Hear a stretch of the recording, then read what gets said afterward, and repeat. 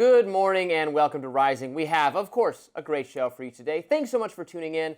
I am joined by Niall Stanage. My friend Niall, good to see you. A delight to be back with you, Robby. How are you in these inclement conditions? Yes, it is icy and snowy. Viewers have been hearing me complain about that for days and days and days, but we are finally getting through it. Is your scooter off the road at the moment or not? My scooter was stolen for Again? a second time Crime about rates. a month ago. Crime rates in DC, Robby. Crime rates in DC, but another one is being shipped to me, and as soon as our streets are clear, I will live to scoot again. I am glad to hear it.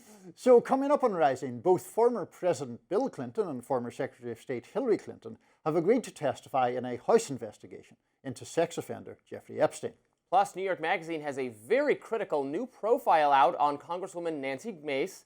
We will get into that. Meanwhile, the Wall Street Journal is reporting that there's a classified whistleblower complaint against Director of National Intelligence Tulsi Gabbard, but it's apparently being stalled within her agency. That's all to get to, but before we get to that, Robby, what is on your radar? Well, ProPublica has confirmed the names of the two immigration enforcement agents who shot and killed Alex Pretti. And their identities might be surprising to many liberals who are forming their impressions about border control and ICE from Democratic talking heads on cable news. I'm speaking, of course, about progressive pundit Tiffany Cross, for one, who appeared on CNN last week and expressed confidence that one of the reasons we're seeing all of this aggressive action from ICE is that a significant number of Proud Boys, that's the far-right militia group, actually joined up with ICE. She also said a bunch of things that were obviously untrue, but let's just stick to that one. Now, nobody wants Proud Boys in law enforcement. It's a fringe, conspiracy-oriented group tied with the militia movement and, indeed, white nationalism and other unsavory elements. Indeed, the alleged white supremacy of immigration enforcement has become a major talking point for the left. Here was leftist writer Ta-Nehisi Coates making the case that Trump is building a white supremacist army in terms of the staffing of federal agencies and federal law enforcement. I don't know that I've seen before the President of the United States attempt to build what I can only call a white supremacist army within the government, one that will outlast him. That is new, and I don't know what else to call it, given the propaganda and the recruiting. That I don't know what else what anybody else would want me to say. For liberals, it can never just be that they disagree with a policy or think a policy is bad. The policy must also be racist to its core. White nationalist, even. Well, I buried the lead here. Are you ready to learn the names of the white nationalist Border Patrol agents who killed Alex Pretti? Their names are, drum roll please, Jesus Ochoa and Raimundo Gutierrez. Ochoa and Gutierrez, the alleged white supremacists. Well, lest you still think these were Proud Boys who rushed to join law enforcement in recent weeks in order to heed Trump's call and work to bring fascism to the United States, note that Ochoa has been with Border Patrol since 2018 and Gutierrez since 2014, so much for that idea. Now look, I'm being contemptuous of the idea that there's always and necessarily some racist motivation, because this is the liberal media's preferred lens for attacking issues. So many in the media see Trump's stepped-up immigration enforcement as white people versus people of color. But of course, there are plenty of black and also Latino members of law enforcement, have been historically. Hispanics' views on immigration generally track the public at large. They aren't especially obsessed with keeping as many illegal immigrants in the country as possible. Even legal immigrants feel this way. Even illegal immigrants feel this way. There's a long history of in this country of the most recent migrant waves wanting to shut the door firmly behind them. Now, that doesn't mean we have to agree with this particular form of law enforcement of our immigration laws, nor should we rule that an investigation isn't necessary to determine what happened in the Pretti case. Obviously, we should investigate. Prejudging this shooting as justified because Pretti was a domestic terrorist, as so many in the administration did, I think that's absolutely wrong, as I've said so. So I was glad, and I'm firmly with him, to see Senator Rand Paul, my favorite senator, make the point that there ought to be an independent investigation and that the administration ought to answer questions about what standards they are using. Here was Paul on 60 Minutes. I saw no evidence. I saw a man that was retreating. I mean, he went to the middle of the street. He didn't even obstruct traffic. He let a car go through. As the agents advanced on him, he retreated to the side of the street. A woman is violently pushed to the ground, and he turns to help her, and that's when he is grabbed from behind. I saw no evidence of him assaulting the police. Paul has called for top immigration enforcement authorities to testify before his committee on their tactics and their use of force. He is skeptical, for now, that ICE needs even more funding. Recall that the One Big Beautiful Bill, the Trump administration's signature piece of legislation, found billions more of your dollars to spend on the feds. At the very least, the American people should demand to know that the money is being spent wisely on law enforcement agencies that can be trusted to get the job done while protecting our civil liberties. And that is key.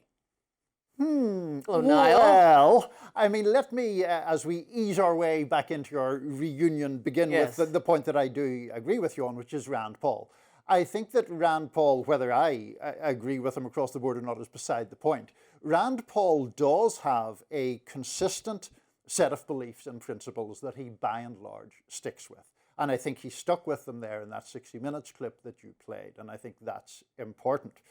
The reason, beyond just acknowledging that I mention it, is the point here, surely, which we need not to get distracted from, is that in the case of both Alex Pretti and Renee Good, masked agents of the government shot dead American citizens on the street. That, whether one is libertarian, liberal, or anything else, has to be a cause of outrage or, at a minimum, concern.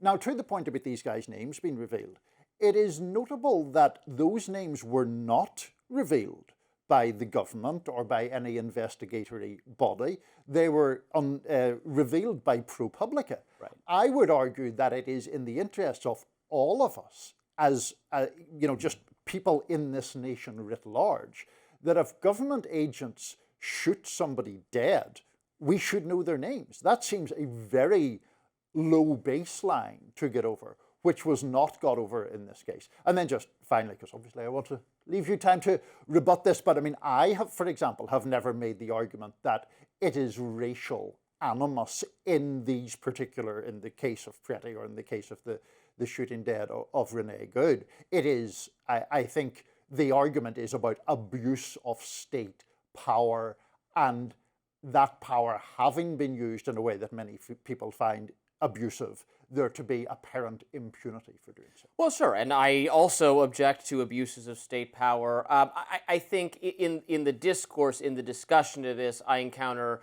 not you, but liberals who, for which issues of racial justice and racism became the only framework by which you could engage with police abuses over the last 10 or 15 years, say. I think that's been an unhelpful framing, frankly, to apply to police issues because it has estranged those of us of a libertarian inclination on the right from people on the left who would also object to these things on the basis of government should not do this to its citizens, and made it a more fraught and it gets into issues of wokeness and political correctness when it's just about race. In some cases, ignorant of the actual facts that people of color sign up to be law enforcement agents, and that the only reason, I think there's, again, not you, I'm stereotyping a specific kind of liberal who imagines that the only person who would sign up to do this kind of work is someone who harbors racial animus toward Latino people and black people, which is not the case. Right. Well, I wish this was one of our unlimited discussions where we could have a 20-minute thing. One thing I would say is the presence of people of color in a law enforcement or immigration enforcement agency does not in itself absolve that structure of racism or racial disparity. I mean, in apartheid South Africa, there were quite a lot of black police officers. It didn't make apartheid any less racist than it actually is. So these are, I think, complicated issues in many ways. They are complicated. But anyway, we do absolutely agree with you. No disagreement. There needs to be an investigation of these issues. It shouldn't be different rules for these law enforcement officers versus the local police. Again, Rand has made this point. So many others have. Yes, in the case of a totally justified shooting where a local police officer kills someone, there will still be an investigation every single time, virtually every single time, to determine whether that was lawful, authorized use of force. We want that as citizens. It's not a poor reflection on the police officer. It can be completely justified, But you will learn the name, and it will be investigated, and we can't have a different standard for the national enforcement. I agree with that, very much so. Up next, National Intelligence Director Tulsi Gabbard is speaking out after a whistleblower accused her of trying to bury a whistleblower complaint. We'll be right back with that. A bombshell new report from the Wall Street Journal reveals the existence of a whistleblower complaint that accuses the Director of National Intelligence, Tulsi Gabbard, of some wrongdoing. According to the report, the complaint was filed back in May of last year with the intelligence community's Inspector General. But because the complaint is so highly classified, it's reportedly been locked in a safe, and officials have spent the following months mulling over just how to share it with Congress. The Journal quotes one official saying that disclosure of its contents could cause, quote, grave damage to national security. It reportedly also implicates another federal agency beyond Gabbard's, potentially raising claims of executive privilege.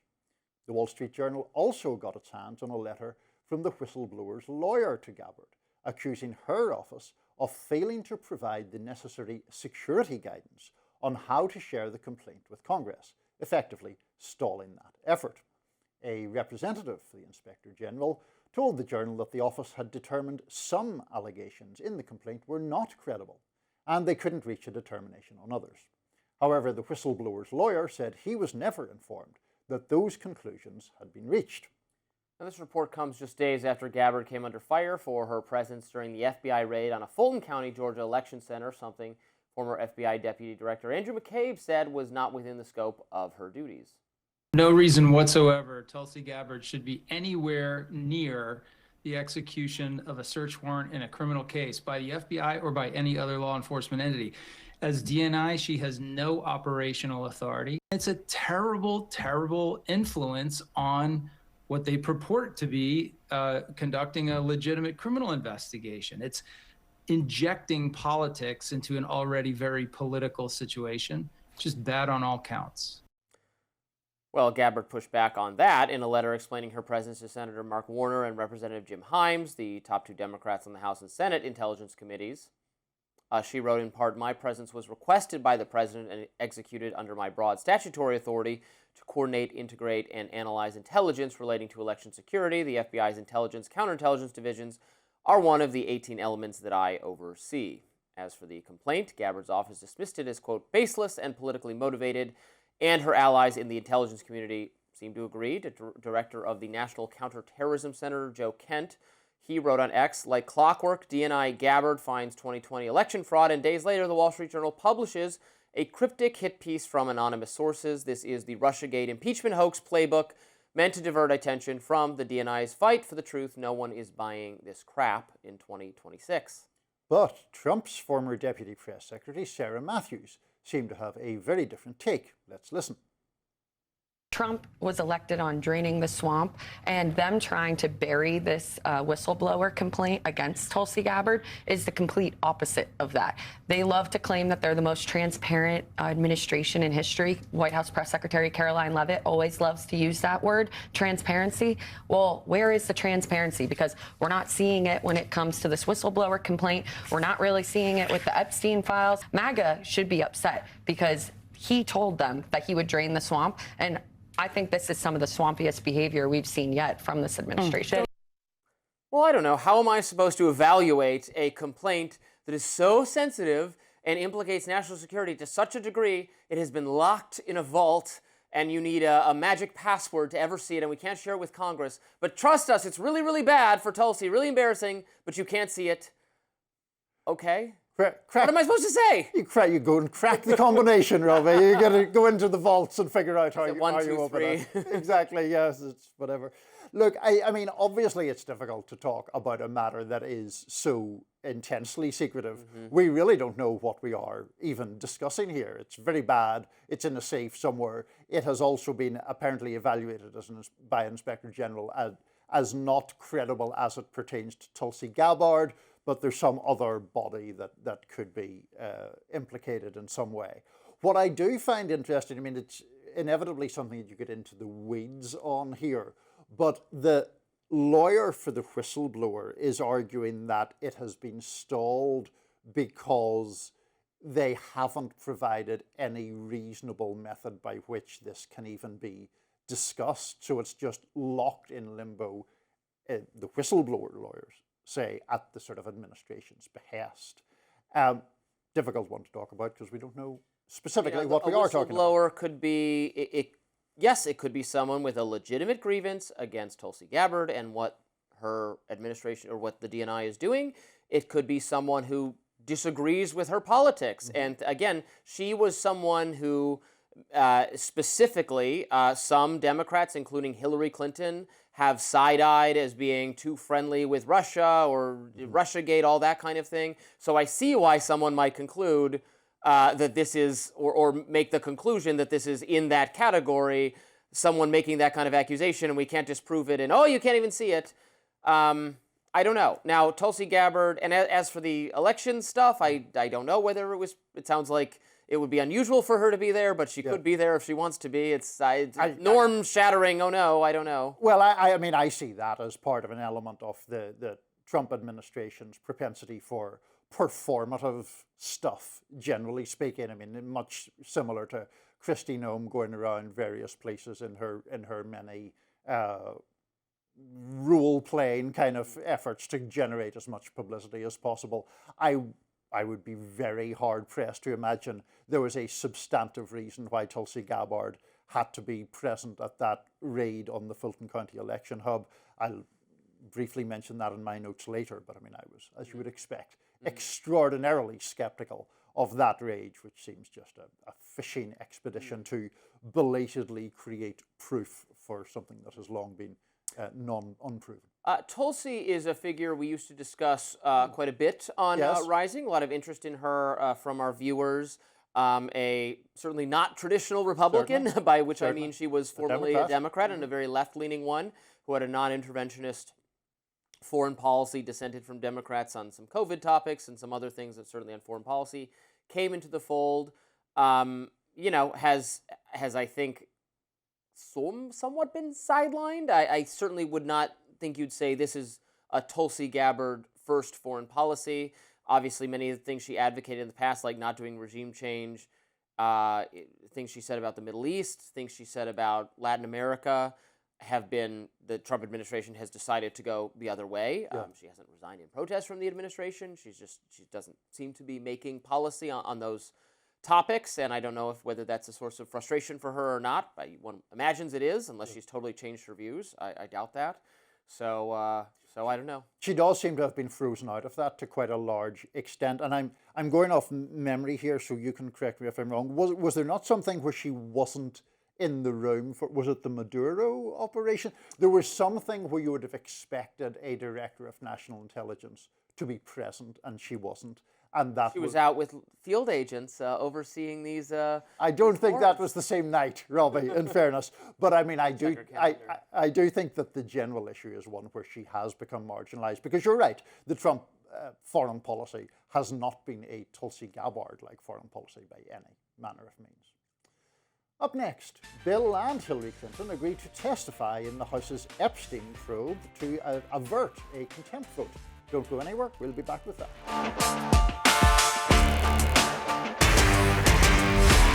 Former President Bill Clinton and former Secretary of State Hillary Clinton have agreed to testify in the House Oversight and Government Reform Committee's investigation into sex offender Jeffrey Epstein.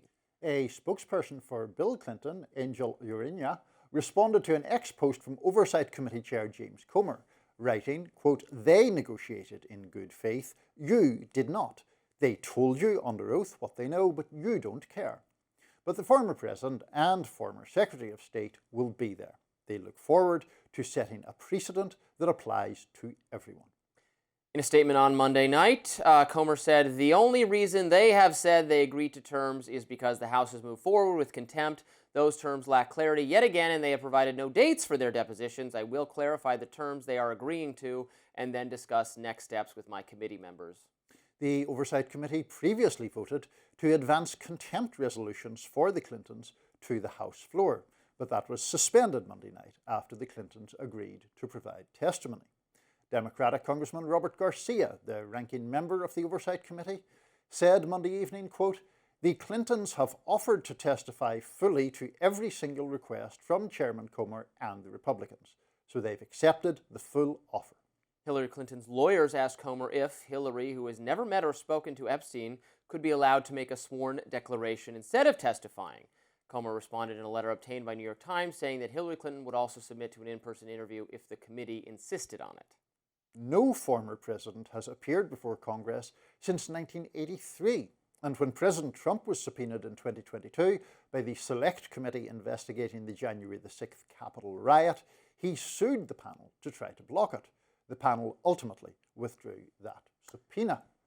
I might surprise you here, Niall. Oh. I have just completely come around to the idea that this is all a witch hunt at this point. Oh, wow. And I don't care if the Wow. Clintons, I don't think they have anything they need to testify about, nor does Trump for that matter, with relation to Epstein. There is now we have, again, we're treated to these blasts of emails that are very embarrassing for a lot of famous people who had incredibly poor judgment, still trading emails with a known sex offender late into the 20-teens. We know all these names by now: Stacey Plaskett, Stephen Bannon, Larry Summers, Noam Chomsky, Richard Branson. All these people. Elon Musk revealed that he asked to be at a party at the island when he said he never done. Not that he was necessarily there, but he wanted to be there. All embarrassing for people. No evidence of any of these people doing sex crimes with children. A man who consciously wanted to blackmail everyone. It's more the most damning is Bill Gates and that kind of whatever he arranged or covered up. Again, not with underage people, but with Russian prostitutes or something of the like. That's neither here nor there. None of it involves the Clintons or the Trumps. None of it. People only were interested in this subject, I'm convinced, to the extent they could persecute their identifiable political enemies. First, the right, with thinking this was all going to be Democratic pedos, and now Democrats taking up the cause, thinking this is going to be what gets Trump. And I say to hell with it, honestly. So we have one of these rising interminglings of the political lines here, because firstly, I do think the Epstein stuff is very important. I take the point about the difference between knowing Jeffrey Epstein and criminal wrongdoing. That's a very clear distinction. But I think it is important that we find out as much as possible about the predations of this man and who was in any way wrapped up in them. Now, there is no, in terms of Bill Clinton and a requirement to testify, I think he should testify, actually. Now, Hillary Clinton, I think there is a bigger question there if she genuinely has never had any contact with Epstein. But the point is, subpoenas to testify before Congress should be obeyed universally, in my view. And you can make the case that it's political and it's a witch hunt and all that, but the subpoena is still the subpoena. Fascinating. There Look we at go. us. Completely different and unexpected. Up next, looks like President Trump is getting pushback from various sides as protests continue in Minneapolis. I'll talk more about all that in my notes, so stick around for that. Can't wait to find out. Niall, what is in your notes today? Well, your moment has arrived, Robby. The podcaster who President Trump made deputy director of the FBI is back to being a podcaster again. I'm talking, of course, about Dan Bongino. The president called into Bongino's show yesterday for a little chat, and he said this. And they vote illegally. And amazing that the Republicans aren't tougher on it. The Republicans should say, we want to take over. We should take over the voting in at least 15 places. The Republicans ought to nationalize the voting. Those remarks caused outrage, understandably. Joe Scarborough, the MS Now host, responded on X, "Try sane washing this." And the New York Times columnist Nick Kristof noted very fairly on X, quote, "We don't know exactly what he, Trump, meant. He may not know either, but it sounds to me as if he's calling for Republicans to suppress Democratic votes." It does sound very much like that, and if it is that, it's a fundamental attack on democracy taking place in plain sight. Yet there's another part of this story that hasn't been fully recognised. Donald Trump is, as usual, posturing as strong, but these days he's getting weaker. He's not conquering all before him. He's at rising risk of being cornered. Last year, back in power, Trump steamrollered his way across the political landscape. The Democrats were still shell-shocked over their 2024 election loss, and institutions, universities, law firms, and media companies among them bent the knee to Trump with abject eagerness. But it's been very different this year. 2026 isn't even 5 weeks old, and Trump has suffered a succession of setbacks. By far the most important, the people's victory won at steepest cost, came in Minneapolis. Renee Good and Alex Pretti, citizens of this nation, were shot dead in the street by masked agents of the government. They then had their reputations traduced by some of the most powerful people in the country. There was uproar, and that uproar fueled massive protests. And here's the crucial thing. The protesters won, for now at least. Trump softened his line. The new public face of the operation there, Tom Homan, is talking about a drawdown plan. Trump being Trump, that could change any second. But the point is that he was pushed back. And that didn't only happen in Minneapolis. He tried flexing his muscle on the global stage, suggesting he might use military might to seize control of Greenland. European nations pushed back, and Trump backed down, at least on the military part. He's tried intimidating Harvard University, and Harvard has pushed back. Trump has backed down there too, at least according to a New York Times report yesterday, indicating the administration has dropped a demand for a $200 million payment. Trump incidentally reacted furiously to that story, calling it, quote, nonsense on Truth Social last night, and claiming he was upping his demand to $1 billion. So we'll see. Trump has meanwhile backed down in another sense on his narcissistic renaming of the Kennedy Center after himself. Several artists cancelled planned appearances after that. Now Trump says the center will close for about 2 years from the 4th of July. He claims this is happening to speed along renovations. In a response to Pablo Manriquez of Migrant Insider's question about why Trump is closing the Kennedy Center for 2 years, Congresswoman Alexandria Ocasio-Cortez said, "Is it renovations, or is it that he couldn't fill the seats? You tell me." But back to Trump's comments about elections. They aren't evidence that his bruised hands hold the country in a vice-like grip. They're evidence that we're entering the wounded animal period of his second term. And wounded animals, as everyone knows, are dangerous. Let's be clear. Trump's Republicans are on course to lose the midterms, in the House at least. They're defending a minuscule majority with an unpopular president who keeps doing massively divisive things. It's no surprise that polls show a clear Democratic advantage. But if the Republicans lose the midterms, the whole edifice of Trump's political tower begins to crack and teeter and sway. There would be House hearings. There would be subpoenas. Almost certainly there would be impeachments. If you're Donald Trump, there would be big trouble. Big trouble, that is, if the elections take place without impediment, if no strange confected emergency throws things off, if the president accepts the results. What clues does the evidence provide on that?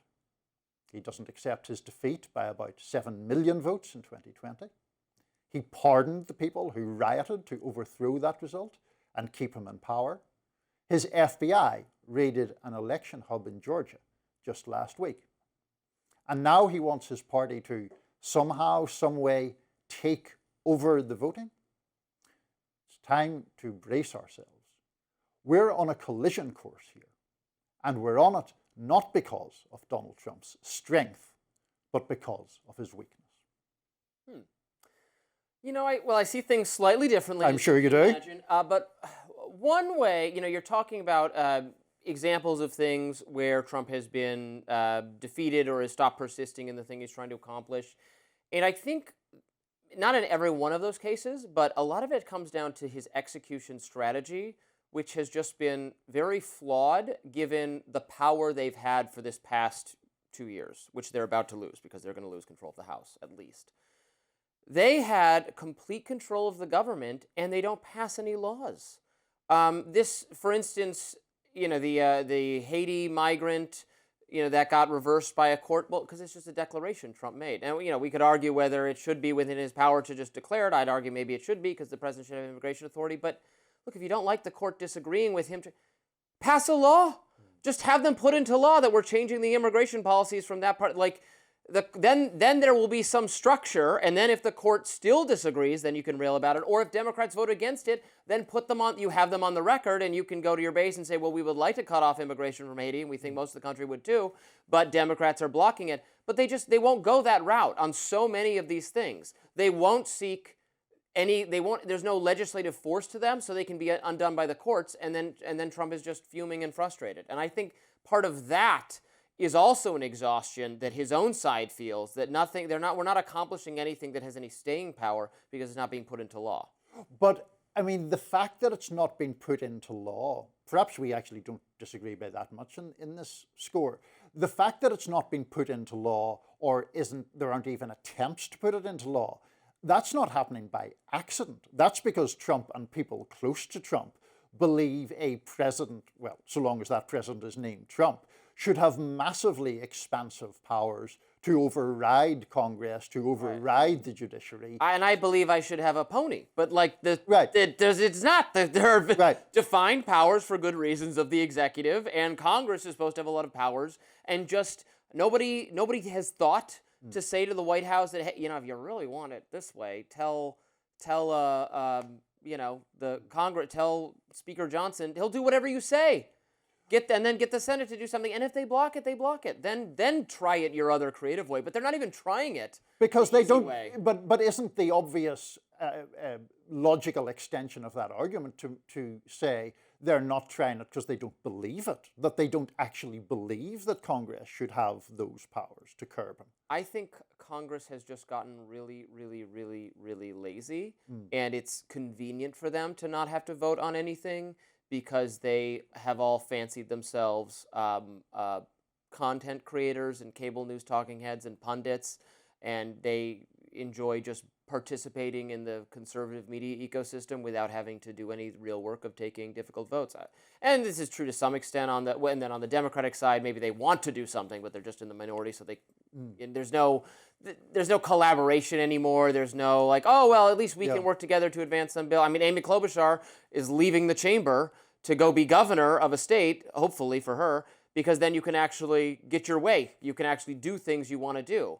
Whereas I think we would have previously thought the idea of someone leaving the Senate to go be a governor would be not traditionally the way you'd go, because Senate is more of a national profile. But there's nothing to do. There's no work to be done. Right. I mean, I think where we perhaps disagree is I see the congressional picture as part of a much broader landscape of Trump's consolidation of power and refusal to accept any check on that power. So then you have him fulminating against judges, and Stephen Miller talking about anytime there's an adverse ruling from a judge, it's an attack on whatever Miller characterizes an attack on. He characterizes it as invalid. And so that's why I think you put the judiciary stuff with the Congress stuff, with the election stuff, and it becomes a very dark and ominous picture. Yeah, I mean, the judiciary is, I think, more active, or maybe not in a specific way, but in a general way, feels more pressured or emboldened to be active because Congress has stopped being any kind of check. I think that's true at least at the Supreme Court level, where I think they take more cases. Well, somebody has to decide whether the president can do this, because we know Congress is not going to object. I think they do feel that motivation. Next up, a profile of Congresswoman Nancy Mace says that some of her staffers are concerned for her well-being, and they accuse her of abusing her office. Stay with us. South Carolina Representative Nancy Mace is speaking out after a report from New York Magazine that says some of her staffers are concerned about her well-being. The article outlines a string of setbacks Mace has had to deal with as she attempts to become South Carolina's next governor.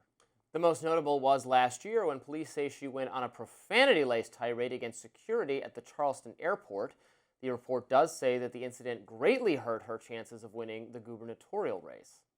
Quote, Airport Gate has since become a major news saga in South Carolina, hurting her standing in the Republican gubernatorial primary. In the polling since October, Mace's support has been cut nearly in half, and she slipped from nearly tied for the lead down to third or fourth place.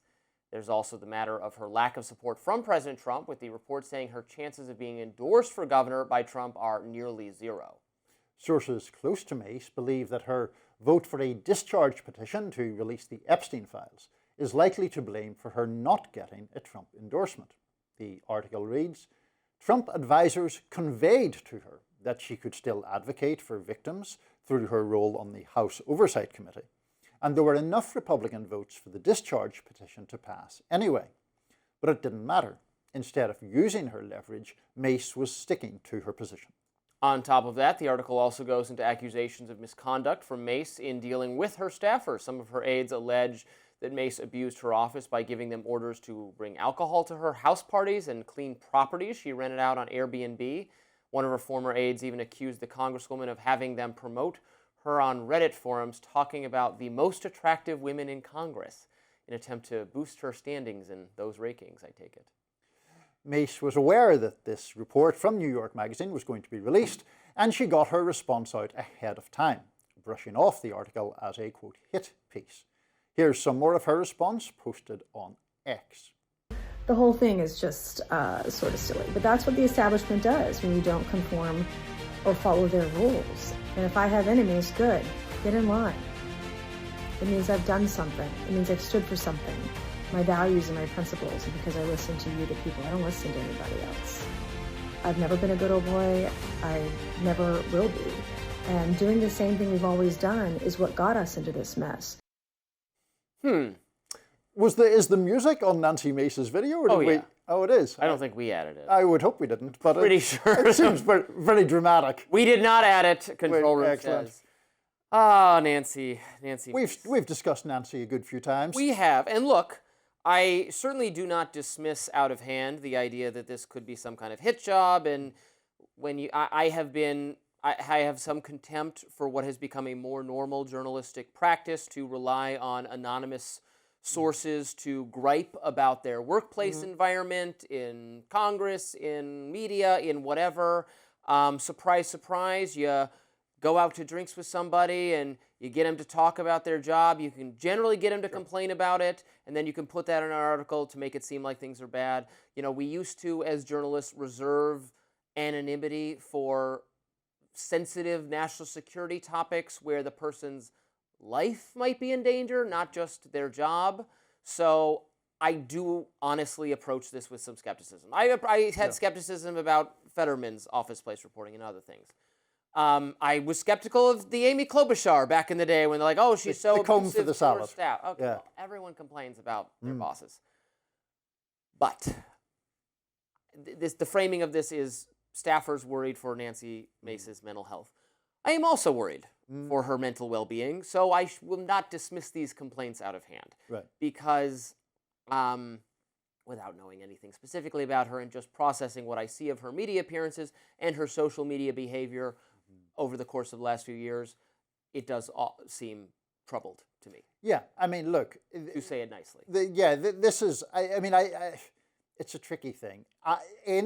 Certainly in and around Washington, D.C., the view that you have just articulated, that there is something a bit troubled about Nancy Mace's behavior, is an opinion that is, I think, quite broadly held and certainly not held along strictly partisan lines at all.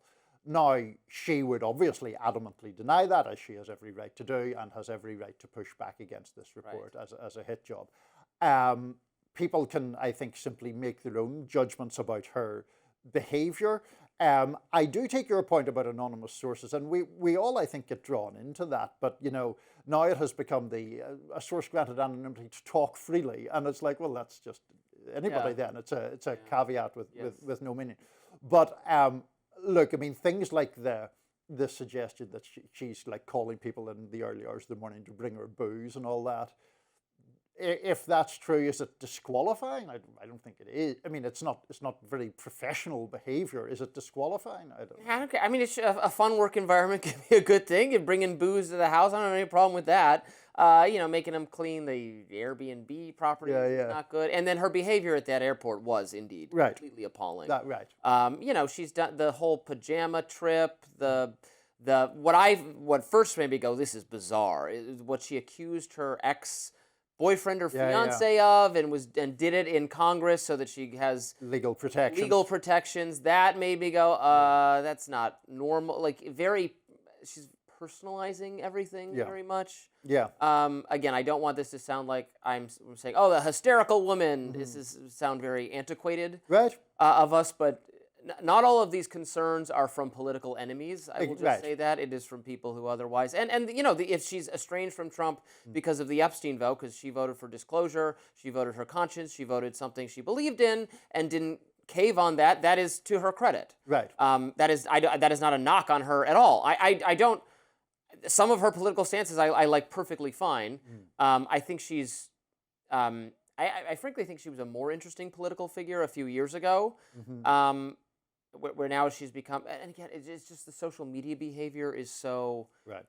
And this is not just her. So many of so based and very, very faux tough. Again, it's in that what I was talking about a moment ago, where Congress people want to be right-wing content creators rather than serious legislators. No, they do. I mean, first of all, I do agree with you very much on the Epstein vote. That was one of her finer recent moments, in my view, because she and several other Republican members stood up to significant pressure from the Trump White House to vote in that way. So, like, credit where it's due in that regard.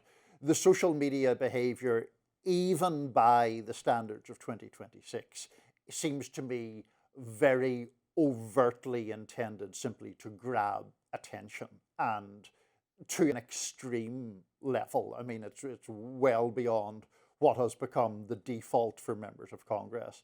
So that stuff, I think, is just a bit. I have not looked at the governor's race closely enough to know who else is in the mix or what is likely to come of this, but it seems very bad for her at the moment. Now, she's the most, by far, the best known person, and maybe that counts for a lot. Yeah, but I wonder, you mentioned the airport incident, and I wonder, because of the local home state nature of that, does that kind of have a bearing? And also, is there a question that because she has become such a social media figure, do South Carolinians then think, well, it's all about that sort of national profile rather than being the executive in charge of the state? We shall see. We shall see how it goes. And in the meantime, I hope that if there's a Reddit poll on, I don't know, most attractive, host of Rising, we'll be standing over the production staff and insisting that they vote for one or other of us. We'll be watching them vote. We will. We'll be watching closely how the upvotes go in that one. All right. Well, the First Lady's documentary, Melania, hit theaters this weekend and was quite the success at the box office. Speaking of very attractive women in politics. More on that right after this. The opening weekend of Melania Trump's documentary, Melania, was apparently a smash hit at the box office, taking in $7 million in ticket sales in the United States and Canada, analysts said on Sunday. Now, this is actually the best start for a documentary in 14 years, if we exclude films about concerts. In the U.S. and in Canada, theaters in rural areas contributed 46% of the weekend total for Melania, and Republican counties contributed to 53% of sales, according to research firm Intelligence. According to Amazon, the audience was 70% female and largely over the age of 55. In fact, buses transported people from a nearby senior centre to a screening in Cleveland, Ohio on Friday. But while the film itself may have had good results at the box office, the documentary might have fallen short in making a profit. Its financier and distributor, Amazon MGM Studios, spent a whopping $75 million to buy distribution rights to the documentary and to market its release in nearly 1,800 US theaters. Yes, so not going to make a profit. No. That was not the point of the movie. Certainly wasn't the point of the Amazon purchase of the rights either, but anyway. Correct. The point was to get in good, maybe a little bit. Certainly. That's how business works. Lobbying effort disguised as a documentary, but anyway. Fine, but people did go see it. People had interest in Melania, and I think that's perfectly fine and appropriate. She is an interesting and under-scrutinized figure, frankly.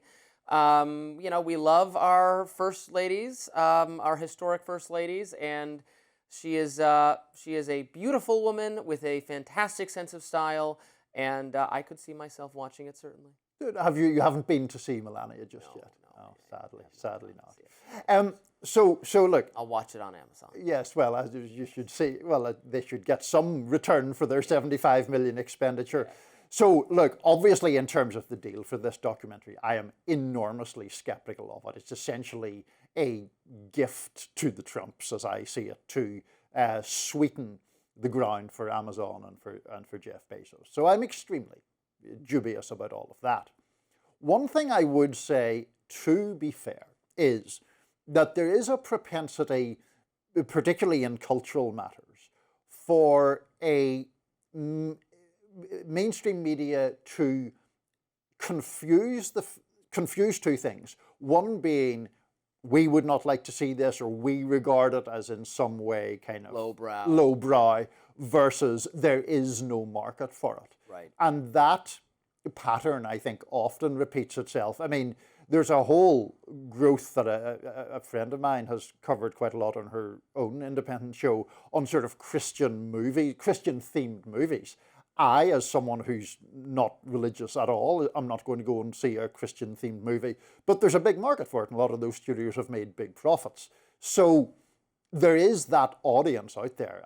But I just think the Melania thing's an Amazon lobbying effort. Well, that it might be, but hope people enjoy it. She's very interesting. Like, she is herself an immigrant from Eastern Europe, from Slovenia, isn't it? Slovenia, I think it's Slovenia. Yeah. Met Donald Trump. Not introduced to him by Jeffrey Epstein. I saw that idea again. Yeah. See, this is my concern about some of the Epstein. Maybe it's just a concern about misinformation, Niall, because I saw it going viral because one of the investigative files says that. But that's just, the file's just wrong. Yeah. Well, I'm glad you're concerned about misinformation, Robbie. Very worried about misinformation. Our lines sometimes get a little bit crossed on that point. But all right. Anyway. Well, maybe we'll have our movie night, Niall. We'll go see Melania together. Rising at popcorn. Rising at the movies for Melania. I think it'll be great. Lindsay's probably already there. That's why she's not here today. I would say it's Melania over and over and over again. That does it for us on Rising Live. Thanks so much for watching, and look out for more exclusive YouTube content coming your way later today. And be sure to like, share, and subscribe to The Hill's YouTube channel so you never miss any content. And for those of you who like to listen while on the go, we're available anywhere you can find podcasts. See you later. This ought to be a good one. Elon Musk is questioning director Christopher Nolan's integrity after learning that Lupita Nyong'o may have been cast as Helen of Troy in the upcoming film adaptation of The Odyssey. First, let's watch a snippet from the teaser trailer. No one could stand between my men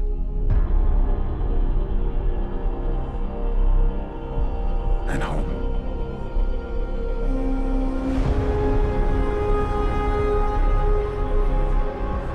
Not even me.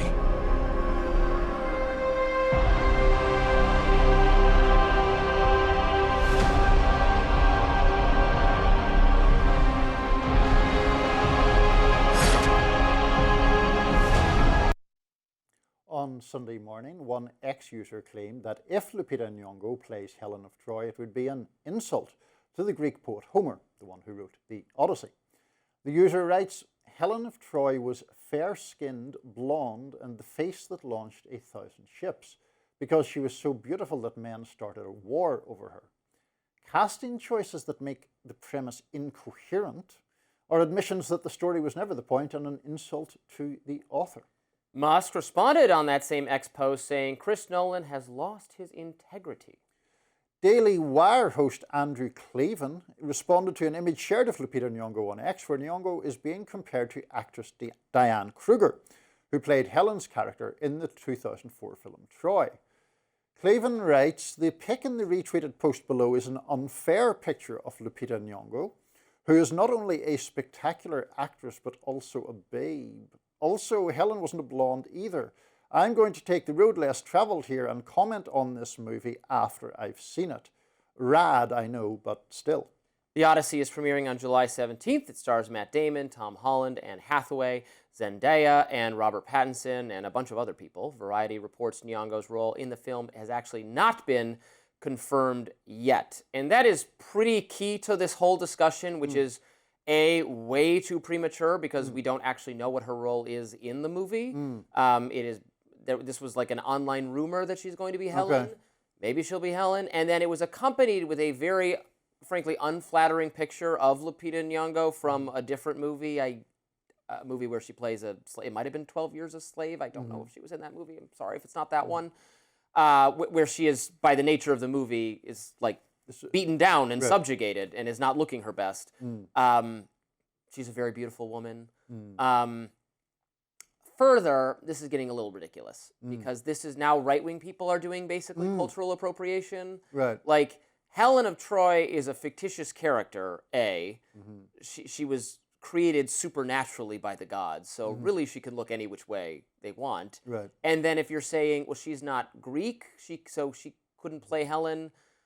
Okay, Matt Damon isn't Greek either, right? He's of Irish. He's one of your people. I think so. Yeah. So then, why can he play Odysseus? I should say, I'm getting ahead of myself. I'm super excited for this movie. This is the movie I am most excited about for a long while. I love the Greek myths. I love Christopher Nolan. He's my favorite director. I love everybody they've cast in it. I cannot wait to see this movie. And like Andrew Klavan, I will withhold judgment about whether she is right for this role. But there's no, to me, they could have a black woman play this role and have it. Now, Diane Kruger was terrific as Helen of Troy in the Trojan War movie with Brad Pitt and a bunch of other people. I thought that movie was great. I thought Dan Kruger is beautiful and played that role perfectly. But, okay, this is a different movie with a different person. Sorry. Yeah. So first of all, I was first aware of this controversy when I knew we were going to be discussing it here today. So I don't know if it's primarily like an online right thing or an Elon thing, or if it has transcended as a controversy, those kind of bounds. Yeah. The second part of it is, I mean, even in the quotes we were reading, I mean, there seems to be a very obvious racial, I don't even know if you would describe it as subtext. I mean, it's pretty overtly a suggestion that a black woman shouldn't be playing Helen of Troy, right? That is a suggestion. So, I mean, that I find just generally distasteful, given that, as you say, it is a fictitious character.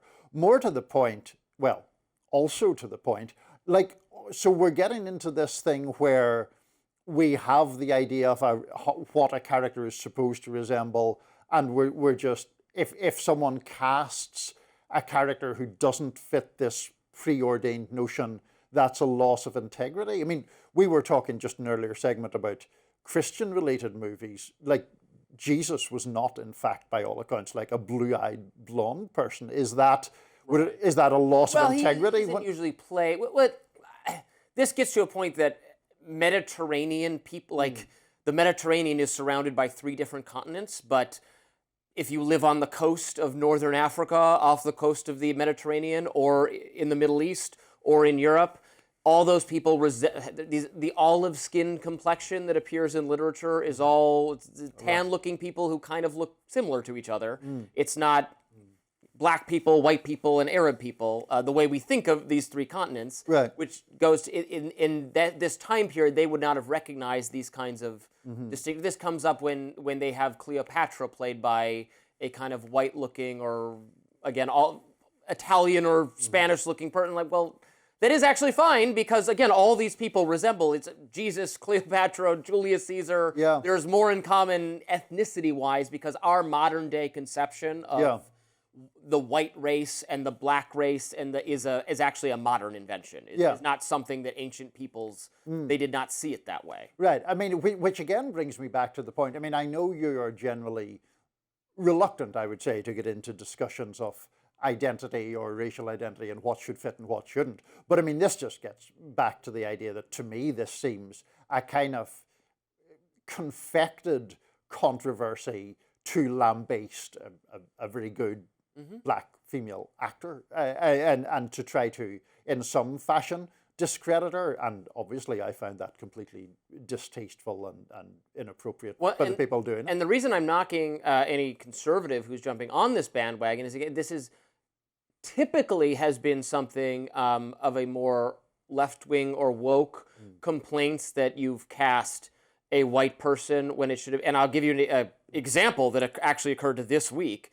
There's a new Wuthering Heights movie coming out. Wuthering Heights is one of my favorite it's a great books novel. ever. Yeah. And it's I think it's Margot Robbie is Catherine, and Jacob Elordi is Heathcliff.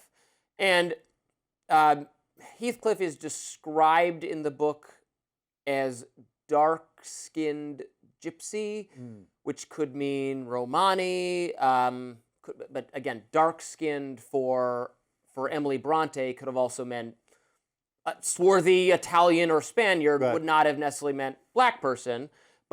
And Jacob Elordi is a pretty white-looking person of some distant Hispanic descent, something like that. Fantastic actor, great-looking guy, really good. And they're saying it should be a black person. And similarly, I would say, well, no, it doesn't. Frankly, for the character of Heathcliff, it could be an Indian person, it could be an Asian person, it could be his race is really not a part of the. I mean, he's an other to their society, but you can read that any which way. It's almost because of his character is what makes him such an other. It's not. Race is not a primary importance in the story, so the idea that you shouldn't cast Jacob Elordi because he was described as dark-skinned and he's not dark-skinned is similarly idiotic to me for the exact same reason. Yeah, no, I agree. I mean, I last read Wuthering Heights when I was in high school, which is a little while ago. It is a fantastic book. It's so, amazing novel. But I don't recall Heathcliff ever being described explicitly as a black man in it, right? Dark skin, right? Yeah. So there's anyway. The point is that I just think, as a broad matter, we should just allow artists, be they directors, casting directors, or actors, to take those roles and those stories in different directions rather than policing it all. I have never been a fan of the whole concept of a cultural appropriation. I actually think that even if you look at the history of music, for example, part of its genius has been its capacity. The blending. And the creation of new things out of the blending. It's true of cuisine, it's true of art, it's, absolutely. The more of it, the better, really. Exactly. Yeah. Glad we're in agreement. All right, then. Some of music's biggest stars, talking of music, took shots at the Trump administration during Sunday's Grammy Awards. We'll look at that next. Some of the biggest names in music showed up for the 2026 Grammy Awards on Sunday in what ended up being a highly politicized show. Yesterday, we discussed President Trump threatening to sue Trevor Noah over the jokes the comedian made about him while hosting the Grammys, jokes such as they were. Several award winners also took the time to call out the Trump administration in their speeches, with the main focus being on ICE. Here was Billie Eilish accepting the Song of the Year award for her song, Wildflower. As grateful as I feel, I honestly don't feel like I need to say anything, but that no one is illegal on stolen land. Yeah, it's just really hard to know what to say and what to do right now, and I feel really hopeful in this room, and I feel like we just need to keep fighting and speaking up and protesting, and our voices really do matter, and the people matter, and ICE is all I want to say.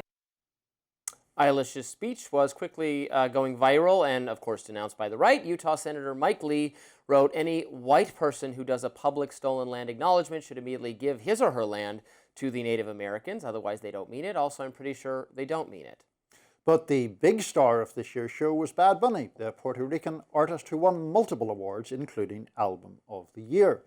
It was the first time in Grammy's history that a Spanish-language album won the top prize. Here was some of his speech for another award that he won earlier in the night.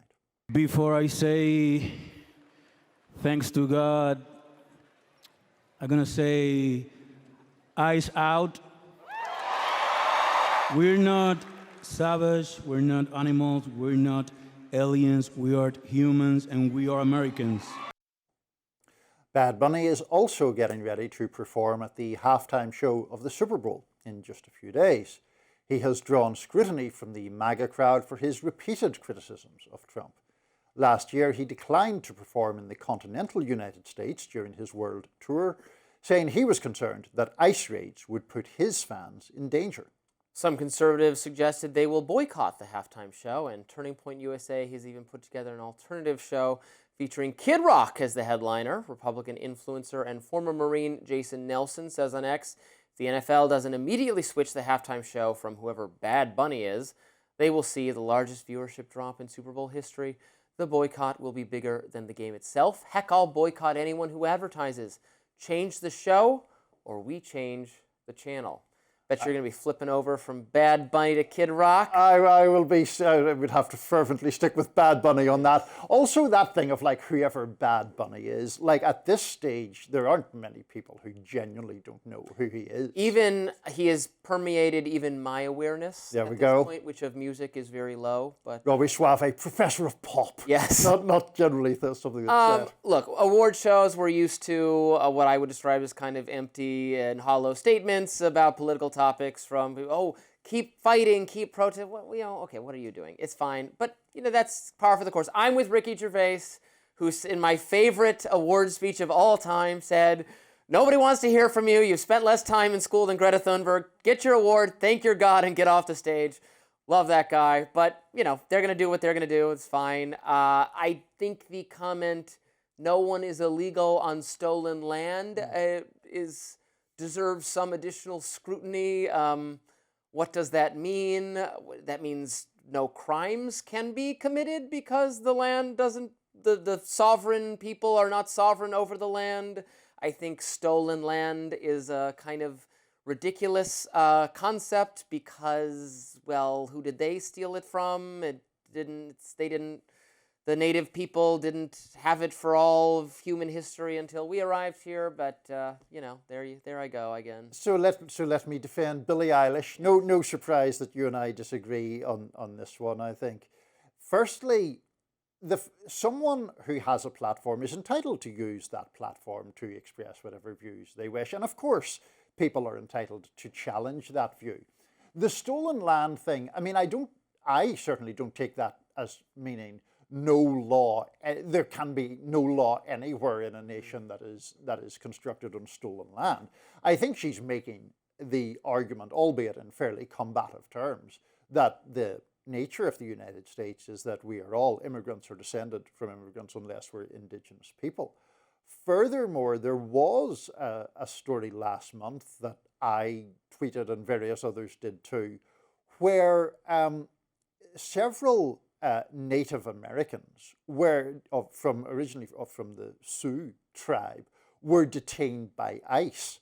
Now, the bitterness of the irony there in having people whose land was unarguably stolen from them detained by immigration authorities, that's pretty wild stuff.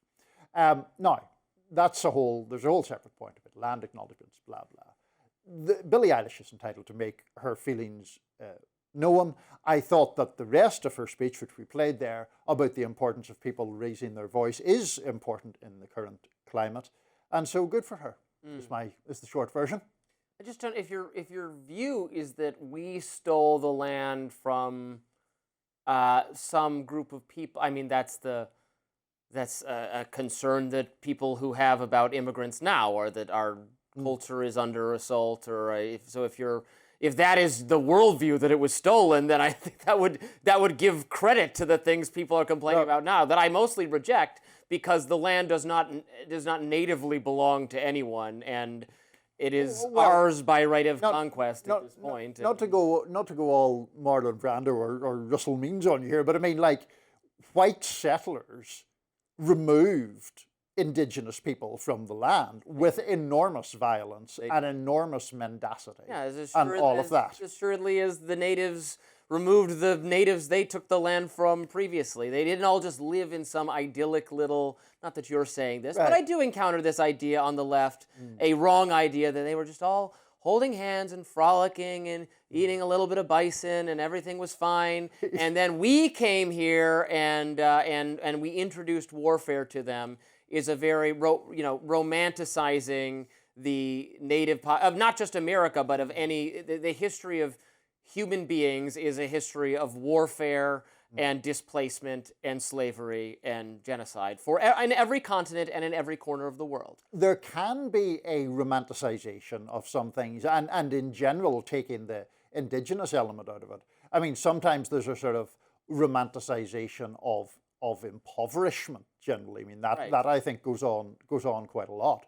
That being said, I mean, if we actually looked at the statistics demonstrating the appalling levels of impoverishment, social dysfunction, etc., among indigenous people in this country, I mean, they're catastrophic. They are obviously a people or peoples who have been treated just with complete callousness and disregard. Now, is Billie Eilish in the best position to make that argument? That's a different debate. But the abhorrent treatment of indigenous people is just a historical fact. I certainly don't object to, and in fact, in favor of what can be done for these people now without I mean, we can't go back and reverse history. What can we do to make?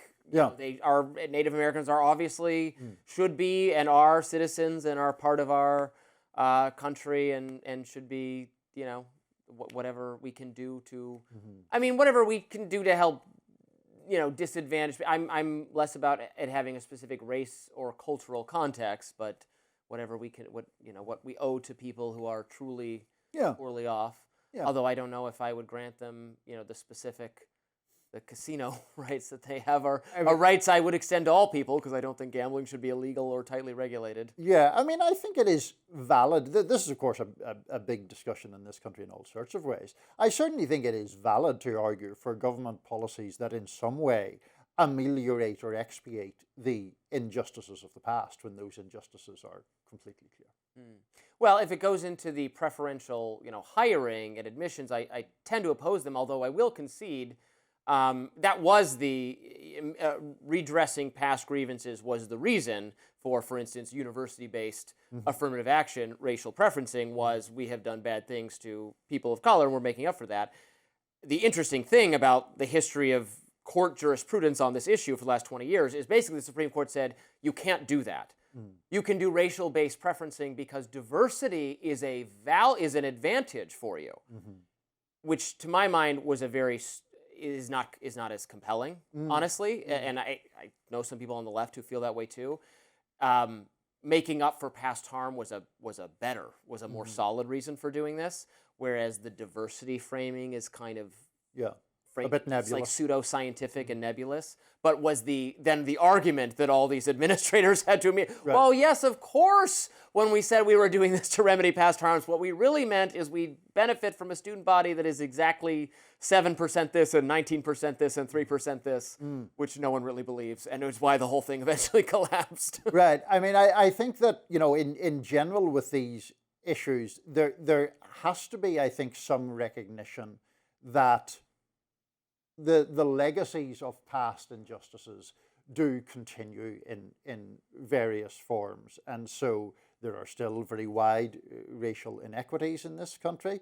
There are still, there's still an issue where people who have traditionally been frozen out of positions of influence or have failed to get earned promotions or be elevated in the way their abilities would entitle them to, then creates a perpetuating effect where nebulous terms are used like, oh, we don't think that person would fit in there.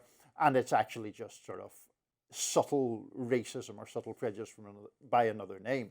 One thing I would say is economic circumstances amputated from race tend not to be counted in that process as much as I think they should be. I mean, somebody from a very impoverished part like Appalachia or something, I mean, that's an obviously disadvantaged community even when it's a white community, and that's, part of injustice too.